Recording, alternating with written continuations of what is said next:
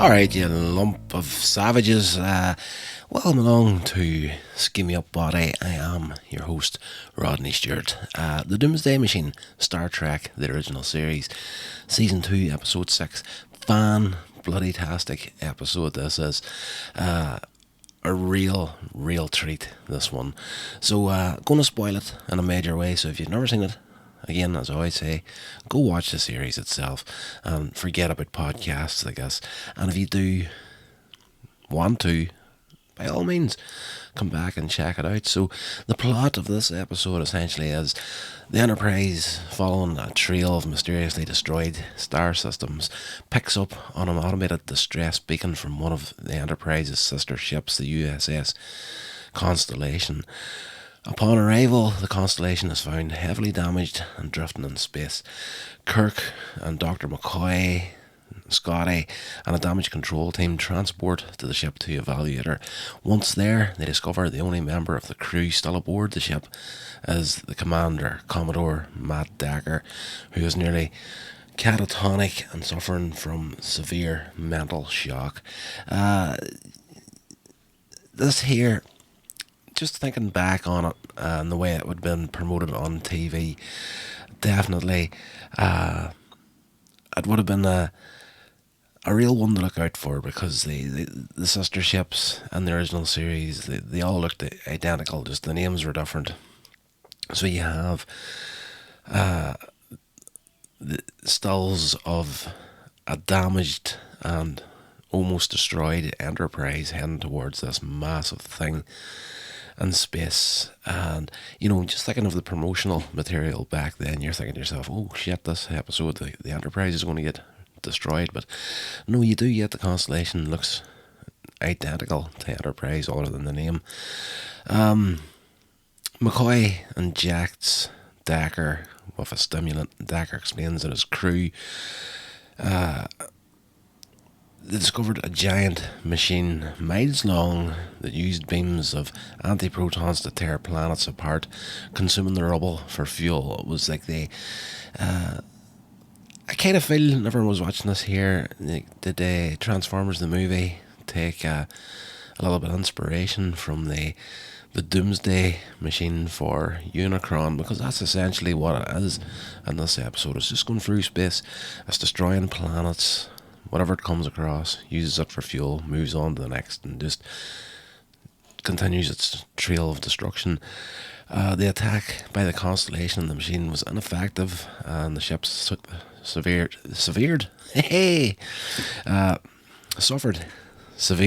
heavy damage. My England is no good. Decker tells him that he evacuated his crew to a nearby planet to keep them safe, remaining on board the Constellation until the captain goes down on the ship, essentially. However, the machine destroyed the ship's transporter and then the planet that this crew was on. Kirk theorizes that the machine is an ancient doomsday machine which must be stopped before it reaches more populated sectors of the galaxy. McCoy and Decker transport over to the Enterprise, which has taken the Constellation now in tow using the tractor beam, while Scott's damage control team attempts to repair the Constellation's damaged impulse engines, weapons and shields. Kirk attends to Constellation's non-functional view screen, which, aside from communications from Enterprise, will be his only means by monitoring events outside of the ship. Over in the Enterprise, Spock informs Kirk of the sudden appearance of the planet killer, which begins to pursue the Enterprise. Kirk's boarding party prepares to beam back aboard. The machine attacks Enterprise, damaging the transporter and disrupting communications. So, obviously, even if the transporters weren't damaged, they were under attack, they'd have to throw their shields up, they wouldn't be able to transport anyway.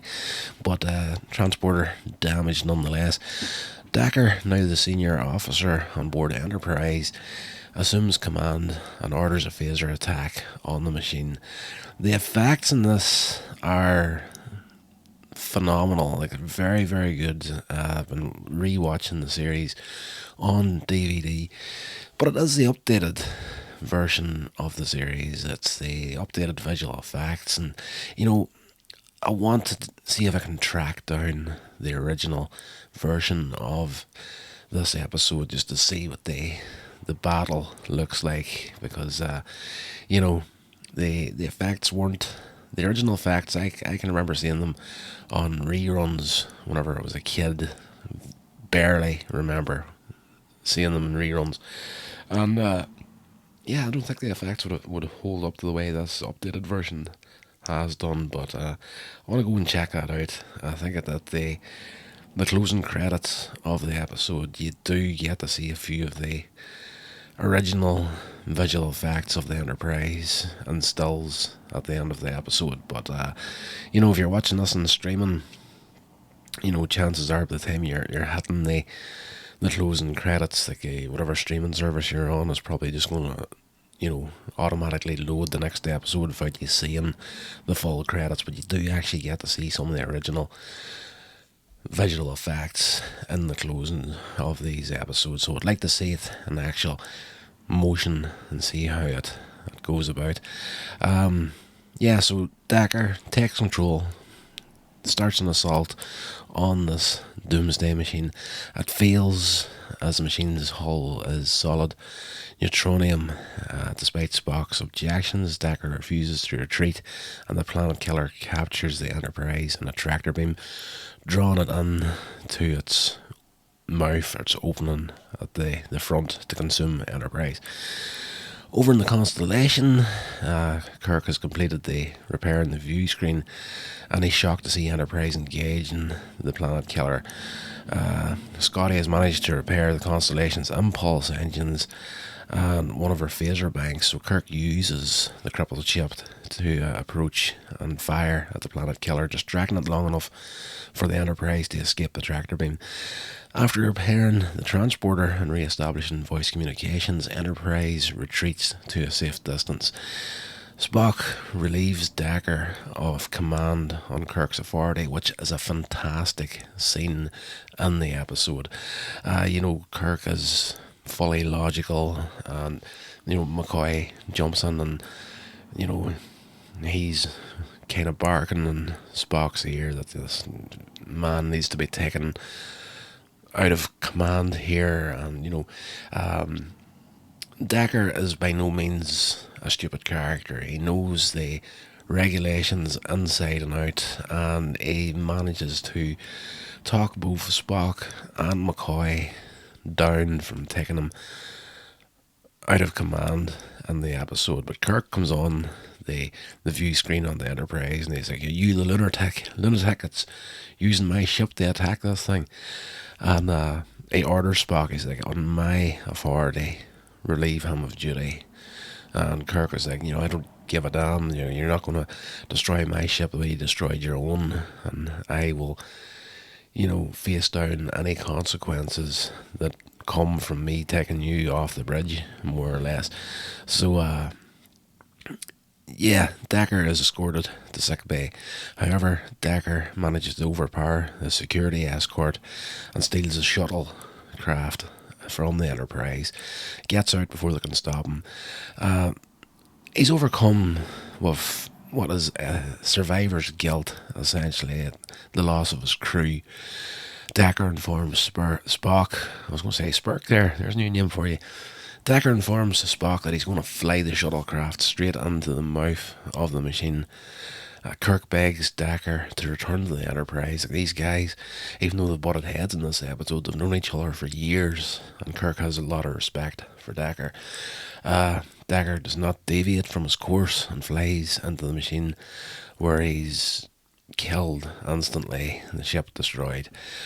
Sulu reports that the shuttlecraft explosion has reduced the planet killer's power output by a small amount, and realising that this may have been Decker's intention, hoping that the starship would do more damage, Kirk comes up with a plan to explode the Constellation inside the planet killer.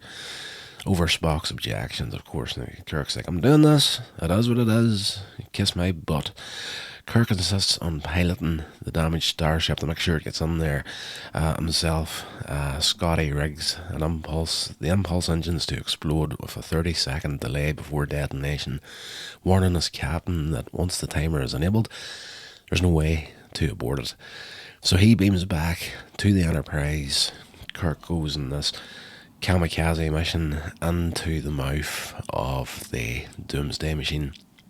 With the rest of the boarding party back in the Enterprise, Kirk is on his way to the Planet Killer, triggers the timer, orders Enterprise to beam him aboard, but the transporter malfunctions. Scotty, now on the Enterprise, the miracle worker himself, races to set the transporter right, with advice from Spock.